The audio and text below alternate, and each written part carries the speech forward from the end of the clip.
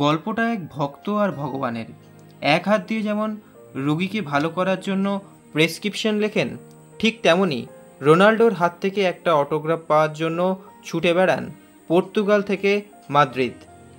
পূর্ব মেদিনীপুর জেলার কোলাঘাটের বিখ্যাত শিশুরোগ বিশেষজ্ঞ ডাক্তার প্রবীর ভৌমিক এক অন্ধ রোনাল্ডো ভক্ত।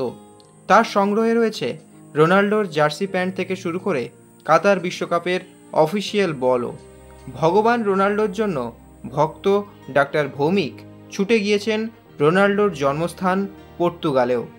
মাঠে বসে সাক্ষী থেকেছেন ইউএফএ নেশনস লিগে রোনাল্ডোর হাতে ট্রফি ওঠার, সাক্ষী থেকেছেন কাতার বিশ্বকাপে রোনাল্ডোর কাঁদতে কাঁদতে মাঠ ছেড়ে যাওয়ার মুহূর্তেরও। 59 বছর বয়সের ডাক্তার ভৌমিক রোনাল্ডোর মতোই ফিট।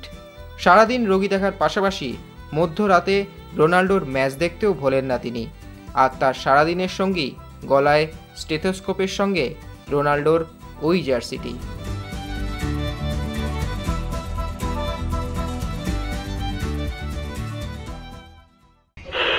আকাশবাণী কলকাতা, শুরু হচ্ছে মহিলা মহল। উপস্থাপনা ও প্রযোজনায় বেলা দে।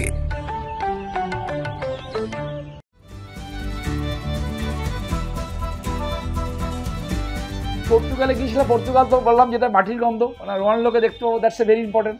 এবং পর্তুগালে গিয়ে যে ওখানে লিসবনে ওরা গেলাম, যেখানে পর্তুগালের ক্যাপিটাল, এবং সেখানে ওদের মধ্যে পর্তুগালে যে মানে মানুষের মধ্যে যে রোনাল্ডোকে নিয়ে যে আজকে যে মানে যে আকর্ষণ এবং যে উন্মাদনা মানে ভাবা যায় না। এবং হচ্ছে যে ওনারা CR7 গিয়ে, সত্যিকার পর্তুগাল তো একটা ছোটো দেশ ইউরোপিয়ান মধ্যে, এমন কিছু ইম্পর্টেন্ট কিছু নয়, কিন্তু আজকে CR7 কিন্তু ওই দেশটাকে চিনিয়ে দিয়েছেন, ঠিক আছে। তো ওখানে গিয়ে লিসবনে গিয়ে ওদের দিয়ে ভাস্কো দা গামা, তো ওখান থেকে পর্তুগিজরা ওরা কিন্তু যে ইন্ডিয়াতে এসেছিলো, কোন কীভাবে এসেছিলো শুরু করেছিল, তো পর্তুগিজ তখন তো আমাদের প্রথমে তো ফরাসি, এখন এই মুহূর্তে মানে ওরা দেয়ার রোনাল্ডো ছাড়া কিছু নেই, মানে সব কিছু রোনাল্ডো। হ্যাঁ, ও মানে চিন্তা করা যায় না রোনাল্ডো। এবং সবচেয়ে বড় কথা, এখনকার ছোটো ছোটো ছেলেরা, আমাদের এখনকার যে দেখতে পাচ্ছি চারদিকে সব মহিলা আসক্ত, খেলাধুলা মাঠ ফাঁকা পড়ে আছে, একদম ছোটো ছোটো ছেলেরা, মানে জাস্ট টডলার, মানে 4 বছর 5 বছর বাচ্চারা, তারা কিন্তু সব ফুটবল খেলছে। বাবা মারা বসে আছে, মাঠের ধারে বসে আছে, তাদের ফুটবল খেলছে। কি অতটুকু বাচ্চাদের কি ফুটবল স্কিল ভাবা যায় না, মানে। এবং সবাই, এবং মানে মানে ফুটবল ওখানে ফ্যান, মানে ফুটবল ছাড়া আর কিছু নেই বুঝি, মানে হ্যাঁ, পড়াশোনা আর ফুটবল, এটা ছাড়া আর কিছু ভাবা যায় না। এবং তাদের কাছে আইডল হচ্ছে মানে CR7, মানে কেন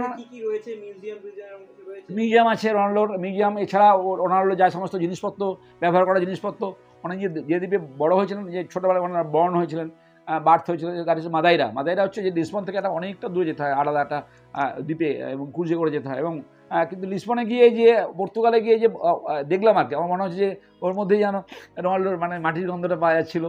এবং ওনার যে ক্লাব, যে স্পোর্টিং লিসবন, এবং যেটা ওদের, আমাদের যেমন ইস্টবেঙ্গল মোহনবাগান, ওদের FC পড়তো, আর স্পোর্টিং লিসবন, দুটোর মধ্যে এরা মানে একদম মানে ছুরি কাটারি আর কি, ঠিক আছে, ছুরি কাটারি।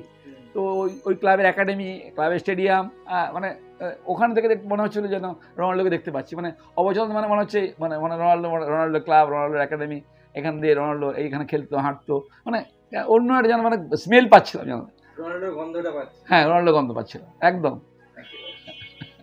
আবার আগামী যে বিশ্বকাপ রয়েছে, হ্যাঁ একদম একদম, এখন যে ফর্মে আছেন গুরু, ঠিক আছে, গুরুই বলি আমি, গুরু যে ফর্মে আছে, তো এই বিশ্বকাপে তো ডেফিনেটলি পর্তুগাল একটা বিরাট শক্তি এখন এই মুহূর্তে, ওয়ার্ল্ডের টপ 4-5 মধ্যে আছে। তো আবার যাবো, এবার তো মানে এবার তো এই কারণেই যাবো যে আমার মনে হয় যে এরপরে হয়তো রোনাল্ডো তার রিটায়ারমেন্ট ঘোষণা করবে, কেননা ওনার সব ট্রফি ওনার কাছে আছে, সমস্ত রেকর্ড উনি সব ভেঙে দিয়েছেন, কিন্তু এখনও বিশ্বকাপটা টাচ করতে পারেননি।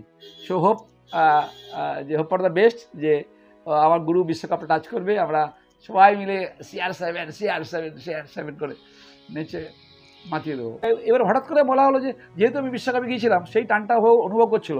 আর একটা থার্ড সেন্স বলে একটা কথা আছে, যে মনে হয় যে কিছু একটা ভালো কিছু ঘটতে চলেছে, তো এই জিনিসটা মিস করা যাবে না। চলো যাবো, মাদ্রিদ যাবো।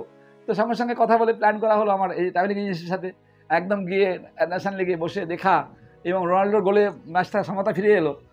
তারপর তো উঠে যেতে হলো এক্সট্রা টাইমে, but it is a fantastic experience. এবং প্রতি মুহূর্তে যে ওই টিকিটটা আমি এত সুন্দর পেয়েছিলাম, জাস্ট যেখানে বসে প্লেয়ারটা তার উপরেই পেয়েছিলাম, আর প্রতি মুহূর্তে একটা করে গোল করছে পর্তুগালের যারা ছিলেন, মাঠে ছিলেন, আর ওর রোনাল্ডো মুখটা ঘুরিয়ে আছে, মানে কী হবে না হবে, মানে আলটিমেটলি কেঁদে ফেললো, মানে আমরাও কেঁদে ফেলেছি। আমার ইট ইজ মানে অসম, মানে টাচিং আর কি ব্যাপারগুলো।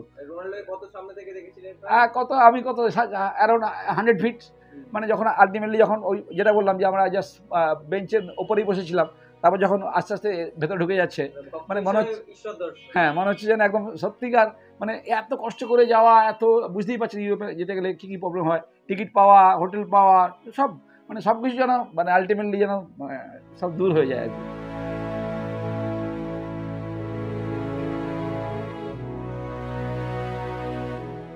Extra time.